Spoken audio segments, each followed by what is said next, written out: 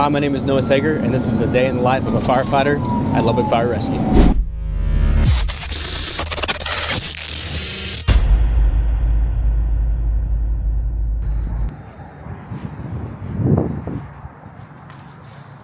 When I get here, normally I'll set my stuff down, put my dinner in the fridge, and usually I get here around 5 o'clock. Shift change is at 6 p.m. here at Lubbock, but usually I try to get here around 5 to relieve B shift. And once I relieve the other firefighter on B shift, I'll go outside, get my equipment for the shift, get my bunker gear, get everything else that I need, and then do my rig checks, and then I'll get my uniform on and we'll start the shift. Never use it until... It wasn't like that the shift before last? Yeah, but it was like that last shift. Yeah, I don't ever use... So normally I set my gear up this way, so that way if we do get a call for a wreck or a fire, I can immediately walk out here, put my boots on, get my hood on right here, and then just swing my, put my radio strap on, then put my coat on, and then usually I'll don everything else once I get inside the engine, which is face piece, then my helmet, and then while I'm doing that, I'll put all my my pack on. So, but at the beginning of every shift, just to make sure this is working before we go on any calls, I'll check all this first. So get everything hooked up. I'll turn it on.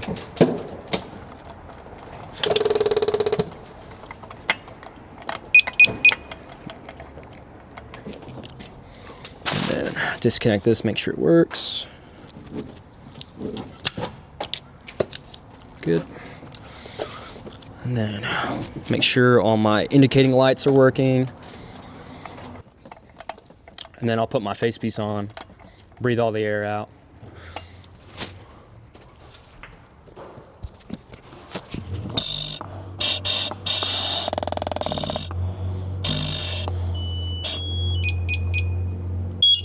Good. So everything's working good.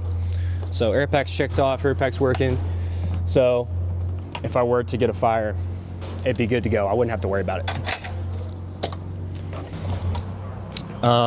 Me as a paramedic, usually I'll check all the ALS stuff off and have our EMT check off all the BLS stuff. So off in this corner, this is our big BLS bag, and it pretty much just carries everything we would need, such as airways, or airway stuff, checking for vitals, blood pressure, SpO2 monitor, and then everything in between. So he'll usually check that, make sure that's good. But me as a paramedic, my main job is to check off our ALS bag and then our cardiac monitor that we have right up here. So I'll go ahead and get that down, check that off, turn that on, take this off. And I'll run it through its little checks. While that's going on, make sure we have everything that we need in here for calls.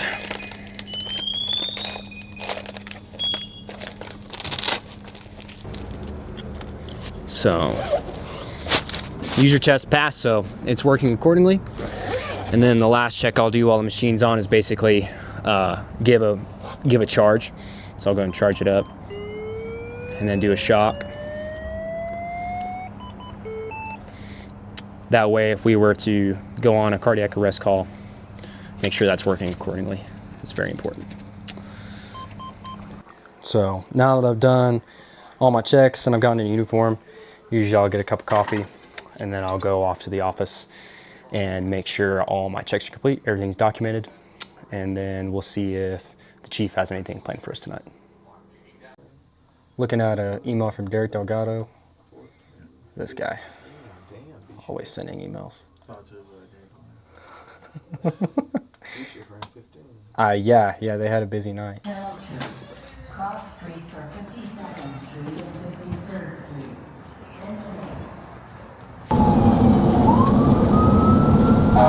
Is it for the user?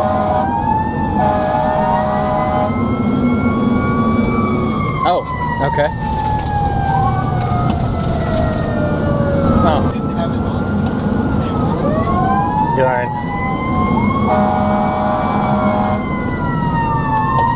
I thought I heard you call. call stage.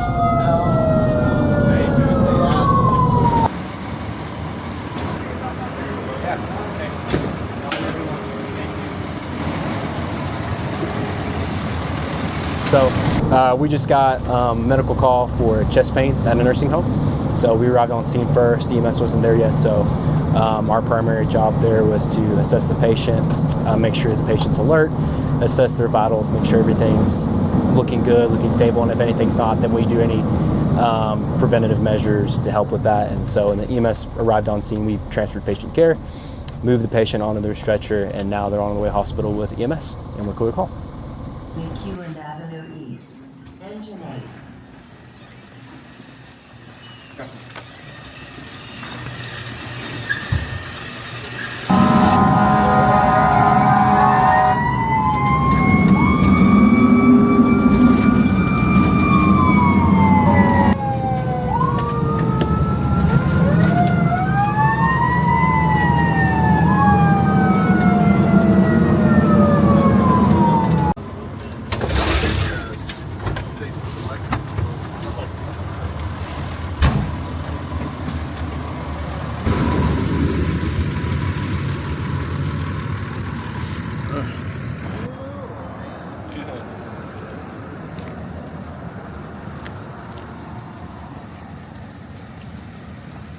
So we just went on another medical call. This one came in as a fall at an assisted living facility. So we made contact with the patient. Patient was fine. He just rolled out of bed, and the staff just needed assistance lifting him up. So we assisted him standing. He was good. Put him on his bed, and he was fine. And EMS came on scene. So he ended up refusing. He's not going to the hospital. So now that we're done with that medical call, we're going to go ahead and go to the store and get food for breakfast and for lunch tomorrow.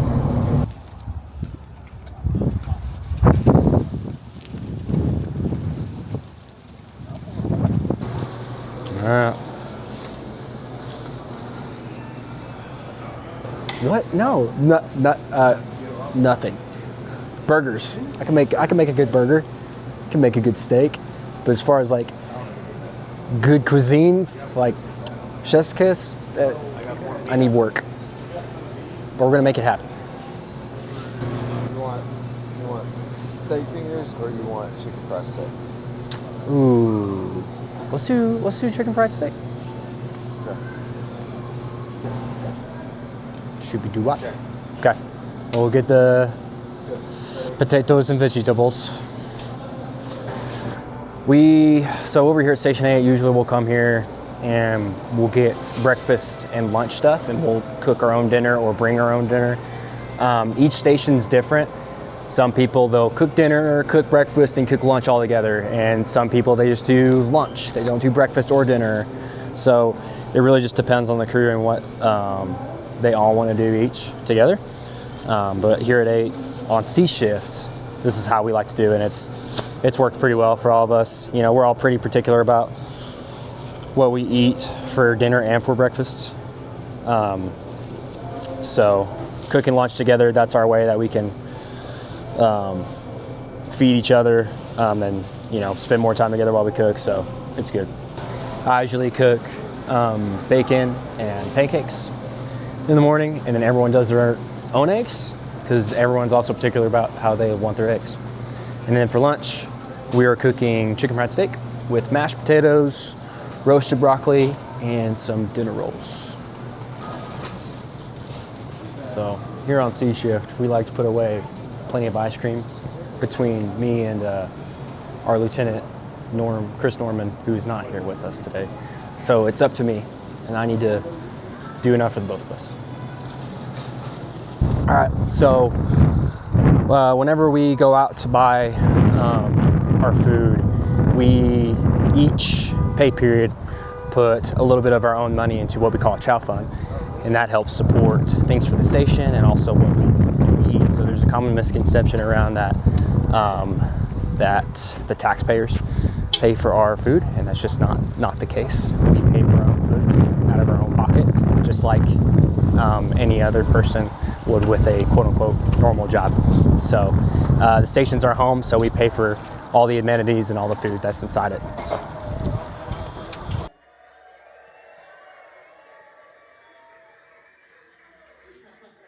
All right, so right now it's around 10:30 or so. So I'm gonna go ahead and get ready for bed. With us being here for 24 hours at a time, and being at a busier station, we do like to take advantage of the time we do get to sleep. So I'm gonna go ahead and get ready for bed, and I will see you either in the morning or when we get a call. They need the whole interstate shut down. Affirmative, trustworthy.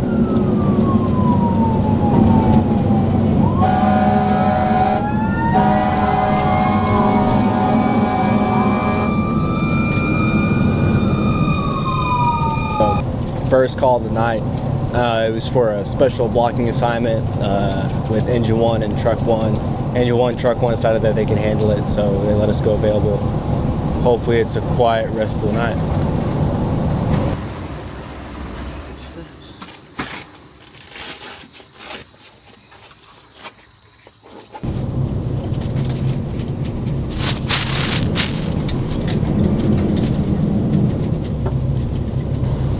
Okay.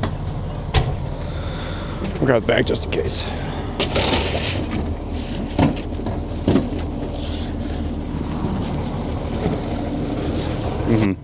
He hit it going pretty Fast. damn fast. Yeah, okay. Okay.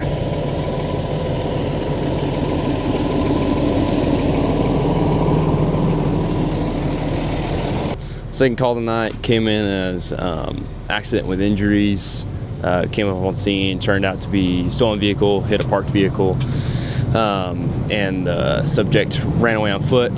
So LPD is currently searching for him, but there was no one inside the parked vehicle. So PD did their thing and released us. No patients.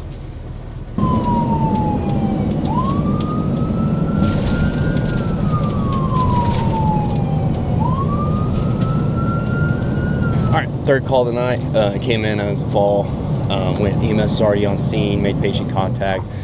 Patient just slipped out of bed. Just needed help back up onto the bed, so he was fine. Once the patient was back up on the bed, we were cleared from the scene. So there are some calls that we go on that need a little extra decon or a little extra cleaning afterwards. So right now we got a little, what we like to call an HCQ bath, where we got some cleaner in a little bucket, step in there, move our boots around, so that way make sure our boots are decently clean for when we go on other calls, because we don't want to take other nasty stuff on other calls. And then we decon our engine and clean it with simple cleaner, and then move on to the next call. So sometimes we just need to do a little bit extra cleaning, so that way we go on other calls, we don't take any of that with us. Is Patrick one? He's already got it. Okay, yeah. I'll get Joey. I'll get Joey's side then. Yeah.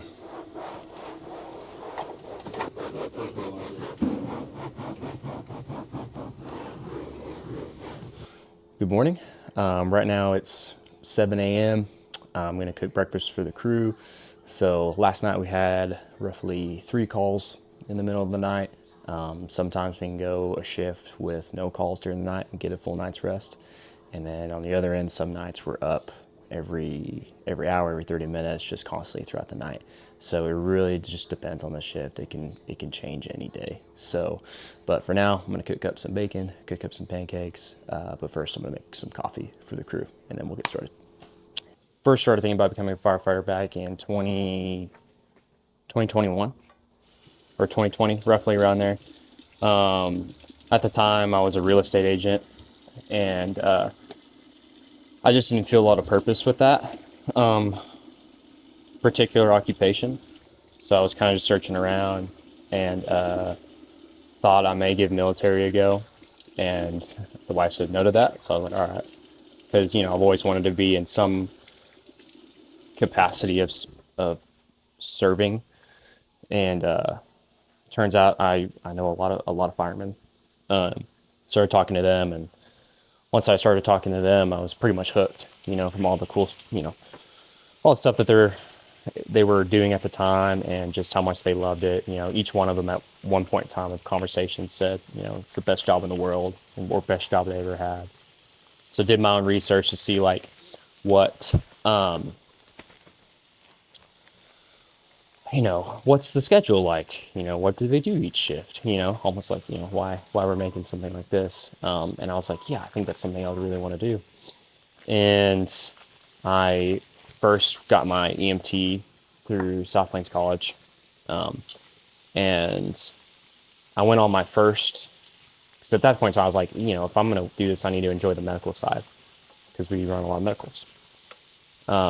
After my first medical call, I was like, yep, this is what I want to do. And I enjoyed my rotations, every single one of them. So then after that, did Wolford Fire Academy.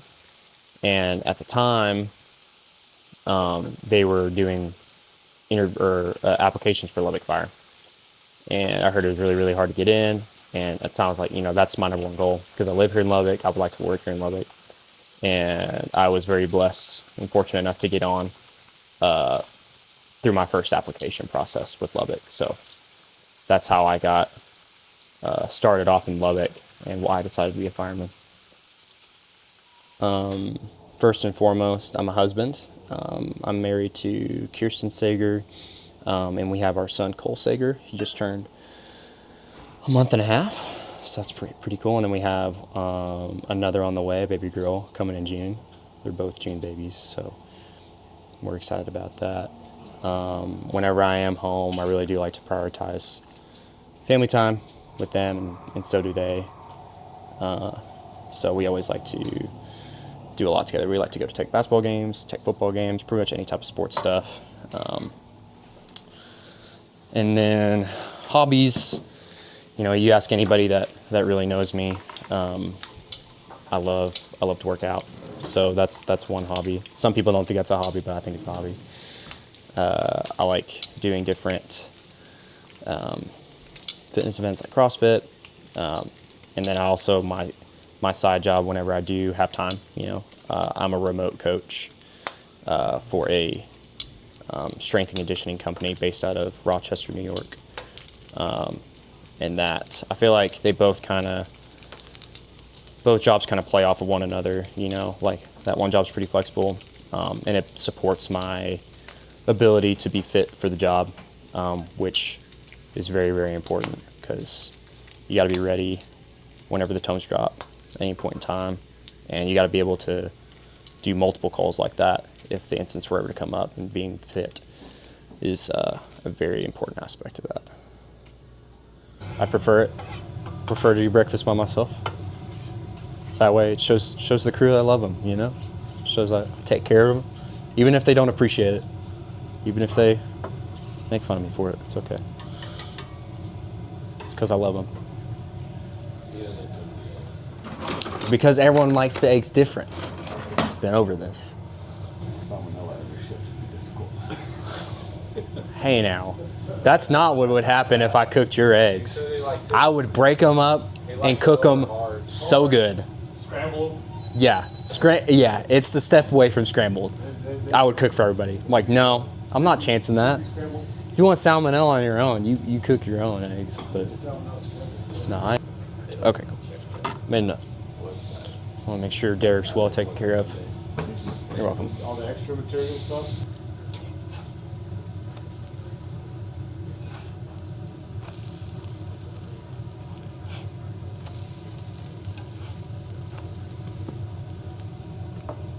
So the way our job works here in Lubbock, we are away from our families for 24 hours. So every morning I like it to make it a priority to FaceTime my wife and my son. One, so I get to see them, and also they get to see me, since I can't be there during the mornings whenever she's getting ready or he's getting ready for daycare and stuff like that. So always try to make that a priority every morning. Good morning. Good morning, Cole. Good morning, buddy. Here we go. Yep. You want to say hi to the camera? Yeah. You say hi? Can you say hi? Yeah, oh, he knows. He's smiling, teasing hard. Yeah, so every morning Cole will give me a tour of the home. That way he knows, or that way I won't forget my home looks like. You know, he wants to let me not forget.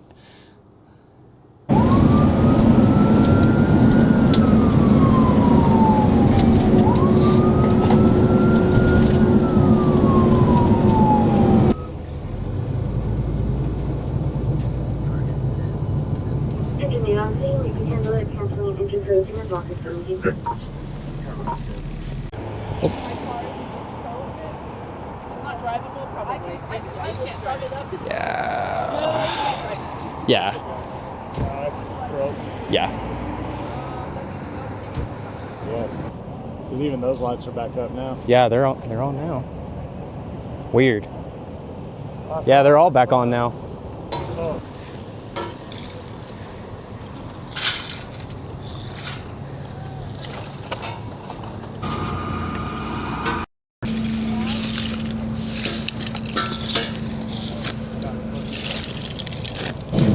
So first warning call of the shift, it was a vehicle accident, 34th in Boston. Showed up, EMS was already on scene, no injuries reported, so they were getting refusals. So we stayed on scene, cleaned up the scene, waited for Lubbock Wrecker. Once Lubbock Wrecker had loaded up the vehicles, we were clear to go by PD. What is it, Patrick? I don't know. It's pretty anticlimactic.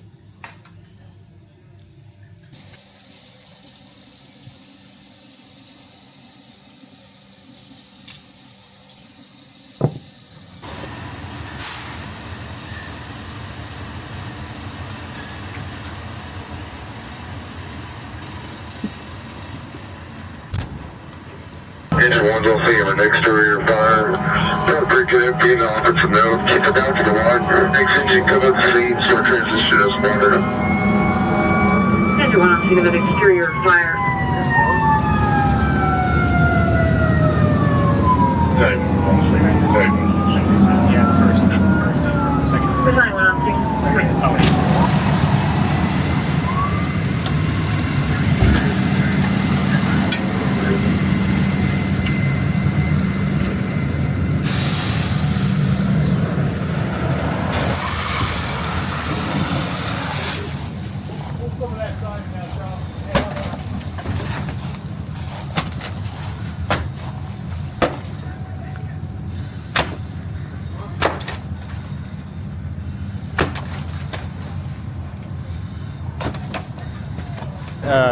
Dispatch to a potential structure fire. It ended up being a little chicken coop in the backyard of the house. So engine 1 and engine 5 got here first on scene. So engine 1 took command, and engine 5 is currently giving them some water right now for some continued overhaul. We showed up, we went level 1 right next to a hydrant, so we parked right next to a hydrant just in case. When we got here, got told to pull up to the scene, stand by for any assistance that's needed. So basically we're just waiting right now to be assigned a task, if any.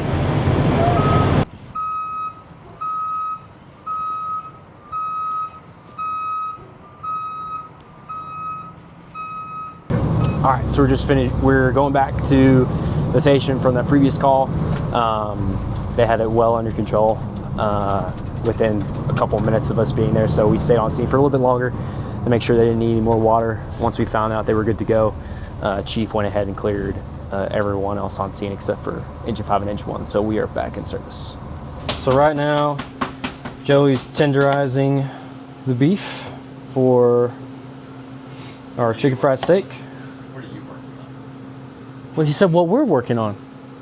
As a crew, we're a crew. We don't do anything alone. Patrick is over there giving moral support for me cutting up this broccoli right now. We're doing it as a team. So right now I'm cutting up this broccoli for some roasted broccoli in the oven. And then I'm gonna make some mashed potatoes once this is all set and done. Do you cook a lot? No, I do not cook a lot, to be honest. Joey is our chef, our cuisine master, whatever you want to call it. He's very good at it.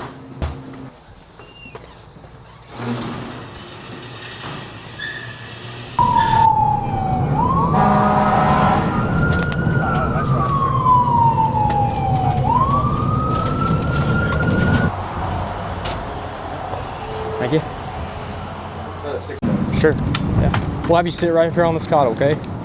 So you're having similar symptoms? When did you have their first heart attack? All right. So we just got dispatched to a patient complaining of chest pain.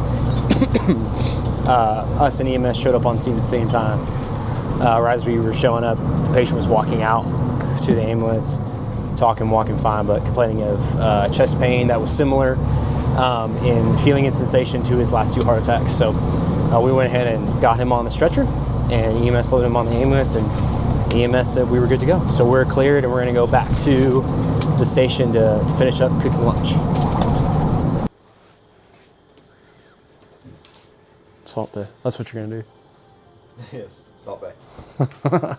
Flower Bay. Greater the Flower Bay. difference in temperatures. The greater the difference in temperatures, the faster the rate of heat exchange, which lessens as the temperatures become closer together. It's just like a self-heating. It's like a self-heating bed, like a blanket. Like a blanket. No, quit making me feel stupid. Here at Station 8, we are one of the busiest engines in the city, and one of the reasons for that is we're located on 50th Street between Avenue U and Avenue W.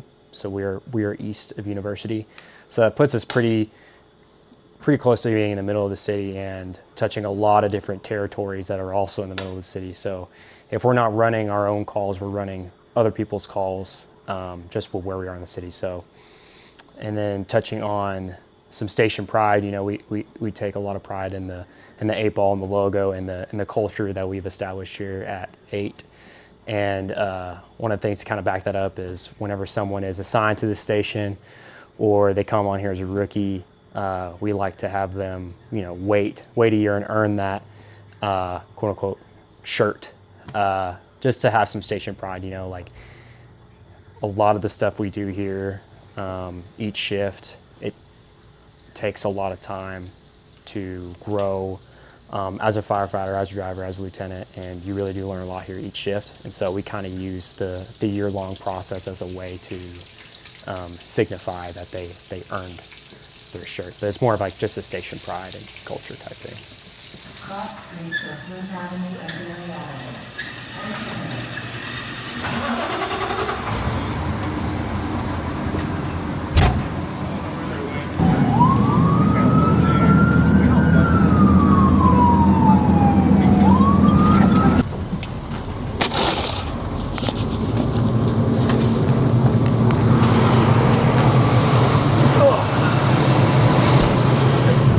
All right. Well, I'll go ahead and take your arm, okay? Push against my feet. With your feet, Yep. okay? And we'll lift up on 3, okay? 1, 2, 3. Yes. All right. Take it easy, nice and easy. We got you. All right. So, got another call while we were cooking. Got dispatched to a fall. Got on scene before EMS. So, made patient contact. Patient was acting normal, and he just needed help to get his chair. We went ahead and checked his vitals just to make sure everything was good to go. Everything checked out. EMS arrived on scene, and EMS cleared us from the scene. So we're gonna go back to the station and finish making lunch. All right, broccoli update. So instead of roasted broccoli, did a surprise for everybody. We're gonna have broccoli chips, nice and crispy, flavorful, tasteful. All right, so just had lunch. So now we're going out and we're checking off some hydrants that are on our list. Whenever we do check hydrants, there are a few steps to make sure that we're assessing the gallons per minute and the specific pressure for each line, because since the hydrants are on different lines, they could have different pressures, and that could lead to more or less output, and that's what helps us indicate what colors to paint the hydrants. So each color indicates how many gallons per minute we can get out of them. Blue is our best hydrants. Those are our 1500 plus. And then we have our greens, which is our 1000 to 1500. Then we have our oranges, which is 500 to 1000. Then we have our reds, which is less than 500. So if you've ever wondered what the colors mean, those are what it means.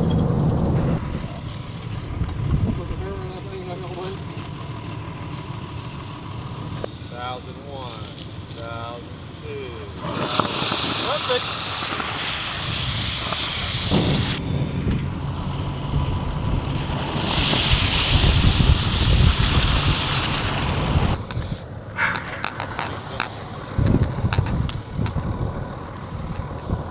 No flow. Nope. Yeah, so we just tested this hydrant. No water's coming out of it, so it's no flow. So we're gonna mark it as out of service. So just in case we were to get a fire or any need that we need to get water, we know not to waste our time on this hydrant. Yeah, that's pretty good. It's been in there for a minute. Cool. Hit the button. I got you. Hit the button. I got you. You want to walk back with a gimp? Not the right person to do a joke on. So usually once a shift, we'll all work out together. Sometimes we're not doing the same thing all at one time, but doing it together is very, very important. So with our job, it's very important to be healthy, be physically fit, so that way whatever the call is that comes in, we are physically and mentally ready for whatever the task may be. Because it 'tis the season, we're doing a 12 days of Christmas workout designed by firefighter Patrick Hart. So the Christmas workout goes like the song.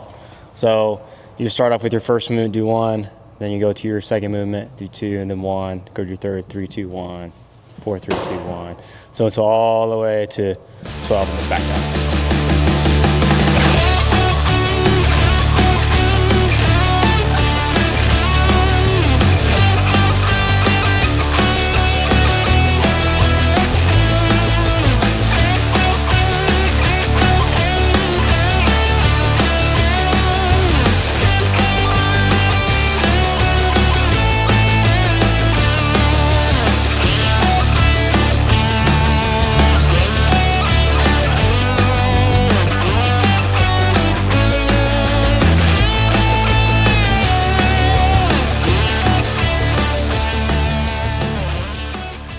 All right, so now that we finished up our workout for today, we're gonna get ready to do details. Essentially what details are just daily chores. So doing cleaning and folding the towels, mopping the floors, taking out the trash, normal stuff that you would do at your own home, but we like to do it every shift. So that way it's clean prior to the next day or next shift coming in. Here at 8, we do it at 4 p.m. because we're an American fire station, and we want the station to be clean for the next shift, not the station to be clean for us. So that's why we do it at 4 p.m. And then once that's done, basically just getting our rooms cleaned up, everything organized that way whenever A shift comes in to relieve us, it's just a seamless transition.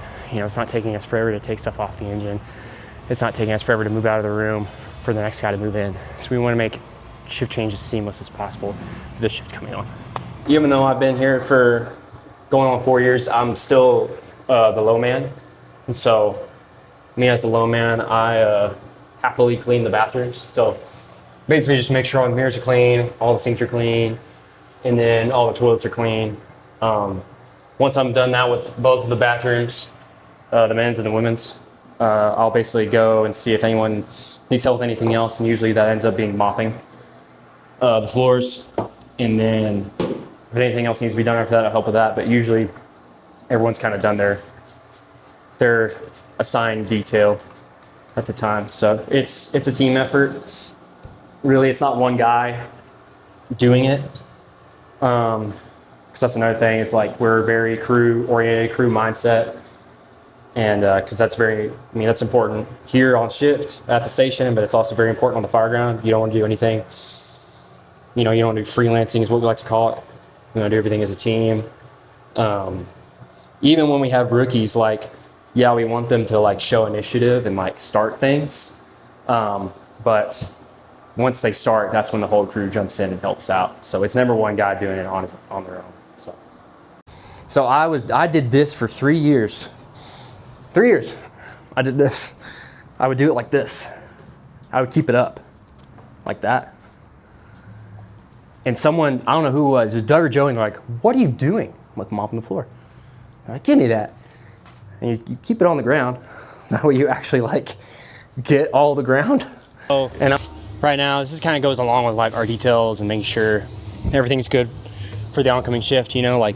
we do everything out of this engine, so usually we'll track in quite a bit of dirt, quite a bit of grime. So we want to make sure that, you know, it just doesn't accumulate over time, one, but also it's just clean for the next oncoming shift. So start off by sweeping everything out, and then we'll spray it down with a cleaner and scrub it pretty good, and then that does the trick for wiping down the floors in the engine.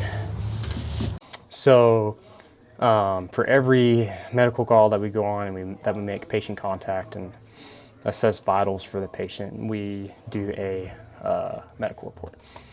So we have a system online through ESO that we write all of our patient information and documentation. So usually I like to do it in between calls as best I can. Sometimes we kind of just get backed up from time to time, but today was pretty good, which is basically just a summary of what happened on the call. And then I can input all, like, you know, patient information, times, medications given if they were given, skills that were done, like, you know, starting an IV or placing a 12 lead, stuff like that, that need to be noted for, you know, quality checks, and also making sure like we're doing everything in a timely manner, and stuff like that. So we are the number that they call whenever someone's having their worst day. We show up, no matter what it is. You know, we are asked to solve the solution. There's a lot of responsibility that comes with that, but there's also a lot of purpose behind that as well that I find. And so that's also one of the reasons why it's the greatest job in the world. But also I love doing it. Like, it's fun for me. I like going to fires and putting out fires with my crew, and I like going on medicals and helping people on their worst day with my crew. All right, so I've just been relieved by an 8-shift firefighter. So now that I've been relieved, my 24 hours here are done.